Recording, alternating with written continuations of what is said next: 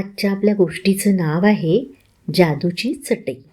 एका गावात अर्जुन नावाचा धाडसी आणि चांगल्या मनाचा मुलगा राहत होता. त्याला साहसाची खूप आवड होती. एके दिवशी जंगलात खेळताना त्याला झाडाखाली गुंडाळलेली एक सोनेरी चटई दिसली. ती होती जादुई चटई. अर्जुन आश्चर्याने पाहतच राहिला. अर्जुनने चटई उघडली आणि अचानक चमकदार प्रकाश झाला आणि चटई बोलू लागली.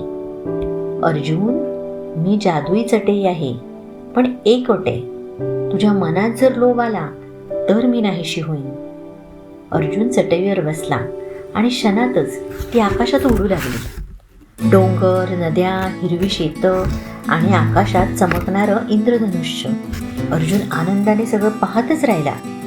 पण पुढे चटई एका वेगळ्या राज्यात पोचली. तिथे अंधार होता. तिथे एक जादूगार लोकांची हसू आनंद चोरणार होता.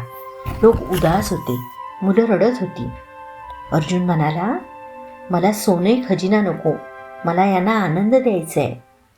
हे ऐकताच चटई अत्यंत तेजस्वी झाली. तिने प्रकाशाचा झोत सोडला आणि तो दुष्ट जादूगार क्षणात नाहीसा झाला. अंधार नाहीसा झाला. सगळीकडे प्रकाश पसरला. लोकांच्या चेहऱ्यावर पुन्हा हसू आलं. लोकांनी अर्जुनचे आभार मानले.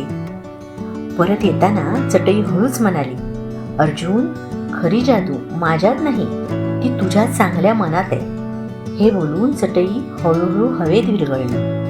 पण अर्जुनच्या हृदयात धैर्य, दया आणि जादू कायम राहील.